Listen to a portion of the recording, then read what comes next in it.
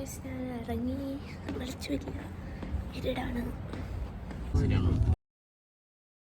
അങ്ങനെ ഞങ്ങൾ Abu Dhabi airport എത്തി. ഏച്ചിയും ഏട്ടനും പപ്പയും അമ്മയും എല്ലാവരും ഉണ്ടായിരുന്നു. ഞാൻ എയർപോർട്ടിൽ നിന്ന് കുറച്ച് വീഡിയോസൊക്കെ എടുത്തായിരുന്നു, പക്ഷെ അതൊന്നും എൻ്റെ ഫോണിൽ കാണുന്നില്ല.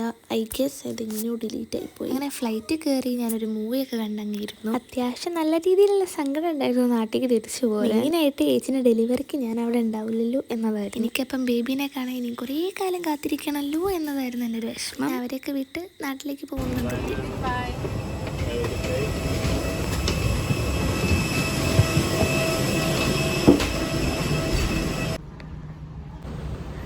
ലാൻഡ് ചെയ്തു, എയർപോർട്ട് എത്തി. ഇനിയിപ്പോൾ വല്ല ഊബറോ ടാക്സിയോ വിളിച്ച് റെയിൽവേ സ്റ്റേഷനിൽ പോയിട്ട് കാര്യം ഉണ്ടാവില്ല, ബിക്കോസ് ട്രെയിനില്ല. അപ്പം ബസ്സിന് പോകേണ്ടി വരും. സോ ബസ്സിന് പോകാം. മിക്കവാറും എൻ്റെ ലഗേജ് മാത്രമേ അവിടെ കാണൂ, ഇവിടെ ആരും കാണുന്നില്ല. അയ്യോ, കുറച്ച് ലേറ്റായി പോയോ. ഒന്നാമത്തെ ഞാൻ ഏറ്റവും ബാക്കിലായിരുന്നു, സീറ്റ് കുറച്ച് ബാക്കിലേക്കായിരുന്നു. അവിടുന്ന് എല്ലാവരും ഇറങ്ങി കഴിയുമ്പോഴേക്കൊരു നേരമായി. അത് കഴിഞ്ഞ് വാഷ്റൂമുകളിലൂടെ പോയപ്പോൾ ആരും കാണുന്നില്ല.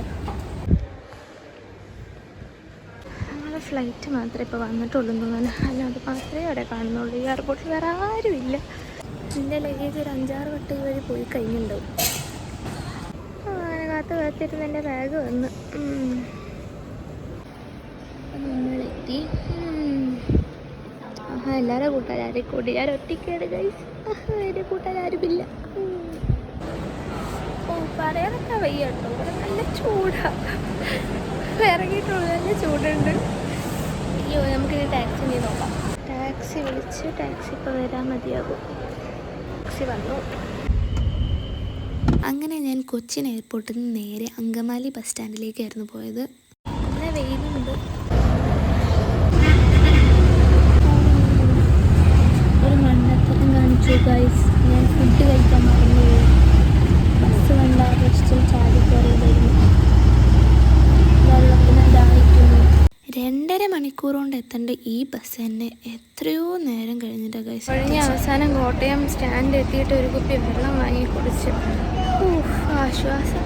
10 മിനിറ്റ് ഇവിടെ നിർത്തിയിട്ടിരിക്കുക. അപ്പോൾ ഒരു സമൂസ വെള്ളം വാങ്ങി കുടിച്ച് ഞാൻ കുഴങ്ങി ടയേർഡ്. അങ്ങനെ ചങ്ങനാശ്ശേരി എത്തി. അവിടെ നിന്ന് ഒരു ഓട്ടോയും വിളിച്ച് ഞാൻ നേരെ ഹോസ്റ്റലിലേക്ക് പോവാണ്. അങ്ങനെ ഫൈനലി ഞാൻ എൻ്റെ കോളേജിൽ എത്തി. അപ്പോൾ ഇത്ര ഇന്നത്തെ വീഡിയോ. ബൈ.